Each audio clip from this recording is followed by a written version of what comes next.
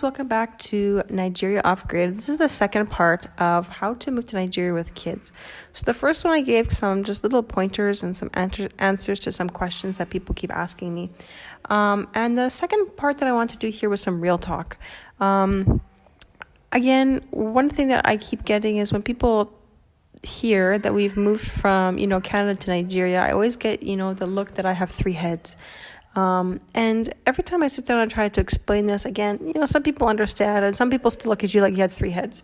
And it's okay if people look at you like you have three heads. There's nothing wrong with that, as long as you know why you did what you did. So, I just kind of want to do kind of a background story. So when we were in Canada, we basically had reached a point where we had, gotten to a place where we'd reached all our goals.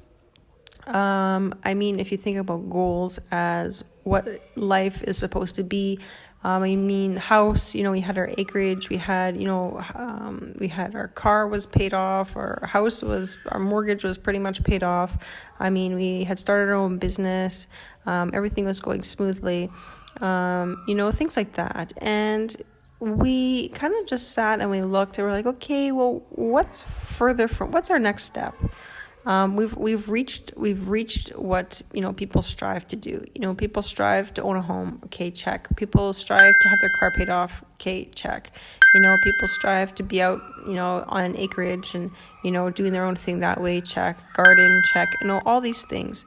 We had our kids, we had everything. And so what was the next step of life? And when we look at that too, what was our kids' goals? Would they stop at house, job, car, and then you go into this cycle of the hamster wheel of earning the money and it goes as fast as it comes and you're just spinning? Is that the reality of what we want for our kids? So that was kind of the first thing that kind of triggered, why are we doing what we're doing? What's our plan? My husband already had land back home here in Nigeria. And so, we had to start talking about this. I would say, maybe like 6 years ago, we were kind of, testing the idea. But we really hadn't done too much, until we kind of got settled into our acreage. Just because, again, we've reached the goals of life as the world sets the goals, right? That's what the idea is. So, there wasn't much further we could go. So when we think about the realities of life that we were in, that was kind of, we reached the end. And we kind of looked at each other and said that there has to be more to this. There has to be more to life than just now stuck in this hamster wheel and stuck in this rat race of just working to pay your bills. And that's kind of where we were. So that was kind of one of the reasons that kind of inspired the whole change. Another one was looking at, again, you look at the culture of what's happening in the West, and you look at the racial tensions, and that was a really real reality for us as well. I'm gonna say, I'll say it. Before all my kids had reached 2 years old, they all had some form of racism towards them. Either it was people laughing at their hair, calling them names, whether it was like medical racism, things like that, just always brought down, even though in their martial arts class, they were the best. And I say that not as one of those breaky parents, but just the reality of who, like my oldest son, he's very athletic. So he would, they would have these games and stuff like that. And he would even beat out the class above him. So he was very, very athletic. But he was never celebrated in the way that his counterparts, so to speak, of the people in the class were celebrated. It was, if you think about, again, I say medical racism, even my youngest son, he had that. He had the point where doctors were coming into the room and saying that, he might have a rash, but we can't really tell because of his skin color. My nurses aren't trained to see that on his skin. So you probably can tell if he has a rash better than us. And so with all these things, you look and you'd be like, okay, what is the future for my kids here? Like, are they going to continuously having to be fighting this system that is already at their age bringing them down based off of just the way they look? Is that something that they need to deal with? Is this what life is, because it's not what life is. It's not what life should be. So where is the best environment for them to even be able to grow as children into adults, right? So, things like that is definitely something that we took into consideration very strongly. For example, like you can hear the stories of any person who is from another country or even born in Canada with a darker skin tone, and you can hear, if they'll be honest with you, the stories that they have, and they'll share. There's a lot of stories that I have heard from people telling me of their experiences in work, and their kids, even like for example the biracial kids and things like that, what they've experienced. So it was a real reality to me, and a kind of a wake-up call when my kids, I'm looking at them, I'm okay, what's your future here? Okay, if you want to think about it on that level, if you want to think about it on goals, what's our future? So my husband, like I said, he had some properties here already before we kind of started this journey, some land and things like that. And so when we started to really consider this, we went and we bought ourselves a house here before we even moved. And so things like that, we were just kind of preparing. It took a while for us to get our visa, for me to get my visas and stuff like that, just because, life was happening and we had to keep pushing it. We pushed our trip for about a year, and I'll say it wasn't a mistake because there's definitely things we learned in that year. But you know what? When we came here, I don't have to worry so much as my kids being targeted because of their skin color. Yeah, we might be targeted in the sense of we have the idea that people around us have that we have money, which we obviously don't. Anybody coming from the West knows that it's not the reality, but it's the mentality here, and that's just the way it is. So that's one thing. But they're not going to be targeted. Like, they're not going to be laughed at because of who they are. And that was a huge thing for me. Like, I can't imagine somebody just laughing at me continuously, like having to be so, that self-conscious. Like, I just don't want it. I don't want them to even have to think about that at this point, like, it's not fair. So that's definitely something that we had to take into consideration. The second one was definitely, like I mentioned, about, what was the future? Okay, so we're here in Canada, for example, we reached our goal. We own a home, right? We own a car. We're successful. We're supervisors. We're managers. Own our own business. Things like that. We had reached the level. So what was the next step? And then I thought about, like I said before, what's our kids? What's their goal? Is their goal to reach this step? Is that it? So coming to Nigeria, we have an opportunity to be able to grow. For example, where we are right now, again, we have more properties now here in Nigeria than we would ever even consider having in Canada. In Canada, you have one. If you're lucky, maybe by the time you reach like more middle age, you might be able to invest in a second one, possibly, right? But that's not going to ever happen, to have like a third or fourth. The reality of that happening is very small. But here in Nigeria, you can confidently sit here and say, yes, I can own a number of properties, and I have the ability to get more, right? My kids have the ability to invest, and they have the ability to, grow business. For example, Nigeria, I've heard one person say this, like, in the West, everything's already established, right? I don't like calling it first world country versus third world, because I actually think that, well, that's an opinion for another day. But my point is, when you have these countries like Canada, America, UK, Europe, they're already essentially established. They already have their superstores, they already have their Walmarts, they already have their Dollaramas. But Nigeria is essentially a new country, right? Its independence wasn't very long ago, so it's a still up-and-coming country. Everybody's figuring themselves out. And with that, you have an opportunity to be able to invest and succeed. Because when you think about the possibilities that are here and the need, right? The need that is here, there's endless opportunities. I'll give an example. So where we are right now in this village, the closest hospital, I would say, is about 30 minutes away, depending on traffic.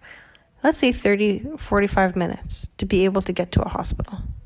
Now, right down the road where we are, there is a hospital, but it was closed because the person who owns the hospital actually owns 4 of them. So he didn't want this one because he had other ones to deal with. So it wasn't closed because it was lack of business.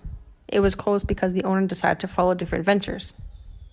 So if you think about it, the hospital is an opportunity for investment. Why? Because I could open this hospital for not too much money, and here's a huge community, right, that would come to the hospital. You can't lose. You can't lose an investment like that. I'll give another example. If you think about land here in Nigeria, right, so there's acres of land that you can get as low as, let's say, 200 Canadian dollars. I can buy, let's say, 1 acre for $200. Okay, you can go, that's just kind of bare bush land. You can get an actual plantain farm, let's say, for just over $1,000. So if you think about investment, you have an opportunity to invest. You have an opportunity to grow. And what I'm doing with my kids is giving them an opportunity to grow and invest and learn without bills and without the system that's holding them back.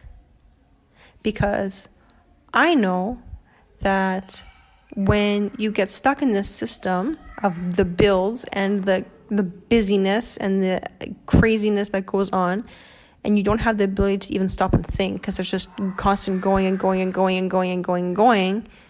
But what I'm doing is taking them away from that, saying, hey, you know what? Here is a country which you can actually thrive in. You are not just surviving, but you are thriving because you don't have to deal with the micro-racisms. You don't have to deal with the bills. You don't have to deal with the lifestyle that is just so overwhelming in this constant hamster wheel of moving around and just going. That's overwhelming. That's throwing everybody who's in Canada into this giant depression because nobody even has the ability to even just stop. Right? But you come here, look, we were 1 week. We just came off a 1 week without any power, any hydro. We have a backup generator and we do have a bit of solar, but there was no lights for a week. And I can honestly say it didn't really affect us too much. Right? But if you think about in Canada, if there was no lights for a week, right, it would be chaos. Right? People would be going kind of crazy. Right? So the mentality of being able to come here, and that's what I want for my kids. I want them to have a different experience. I want them to be able to grow and to learn and to be able to reach a cap that is higher than having just a house and a car and I have a 9-to-5 job. That's all, because that is the cap. And so for me specifically, when people ask me, oh, why did you bring your kids here? I brought my kids here because of life. There's too much going on in the West. There's too much in our foods. There's too much that's been allowed for us to consume that we shouldn't be consuming. There's too much that's being pushed. There's too much restrictions. There's too much control. There's too much. And so to be able to remove my kids from that and being able to give them an opportunity, and that's where the misconception and the propaganda that's pushed about Africa of it's just a third world country. Oh, everybody's just starving. Everybody's just, those kids with flies around their face. And that's what Africa is. That is not what Africa is. And again, that's why I brought this channel. Hopefully to inspire people to be like, there's more out there. Canada isn't, paved with golden bricks. The streets are not gold bricks. It's hard. And the reality is a lot of people are leaving and a lot of people are coming back. And so, just to have that opportunity. So that's kind of my spiel, guys. I didn't want to take too long again. Like I said, the longer videos are hard to upload. But that's just kind of the gist of it. Again, talking from people back home, some of the people I've talked to are like, oh, your kids, right? Your kids, they're gonna suffer. But you know what? They're not suffering. They are thriving. They are healthier now than they have ever been. with the foods that we're able to consume, from even the physical activity. I mean, nobody in my family was like lazy, right? Because we were already on an acreage, which takes a lot of work. But, going out here and planting our gardens, going around, moving around, you're being more active than you would be if you're sitting in a school desk from 8 o'clock in the morning until 3:30 in the evening. They're able to experience life. They're able to experience reality. And I guarantee you, if you ask any kid, would you rather be traveling around or would you rather be sitting at school? They're going to say travel. If you ask any adult, oh man, would you rather travel or would you rather sit at work? No one's going to say they just want to go work all day. So the reality of life is this. We are building a future, not only for us, but for the communities around us, right? Farming is so huge, and we're hopefully create the idea around us that farming is huge. Whether you want to do it as a business or you want to do it locally for yourself, there's nothing that beats out food. And again, that's what I want my kids to understand. I want my kids to learn, that to me is important. So that's my second part of here, how to go to Nigeria with kids. If you are in Canada and you are thinking about coming to Nigeria with kids, definitely shoot me an email or write a comment, because there is challenges to it. But you know what I'm not going to do is I'm not just going to bring Nigeria down. Because wherever you go, if you're going to move to the States from Canada, you're going to have challenges. If you move to Saskatchewan from Manitoba, you're going to have challenges. It's not specifically Africa, and it's not specifically Nigeria. So if you want any advice, let me know. But that's kind of my gist. Guys, there's a huge opportunity here. And the best thing I did for my kids, in my opinion, was take away the bills. And I gave them an opportunity to thrive and grow into adults that are confident in themselves, they're strong, and they have a future. Because in Canada, the future typically caps off as you have a house, you have a family, you have a car, a dog, white picket fence, and that's life. But that's not life, guys. There's more to life. There's more to just be working in that hamster wheel. I can honestly say mental health-wise, being away from that hustle and bustle and, the constant stress of life. I mean, you work so hard and it just goes back into the system. It goes back into bills.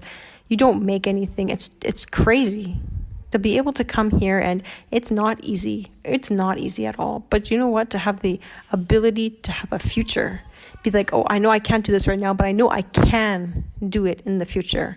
I know it's a possibility. That's huge. So guys, I'll wrap it up there. It's getting a little bit too long. So that's kind of it, guys.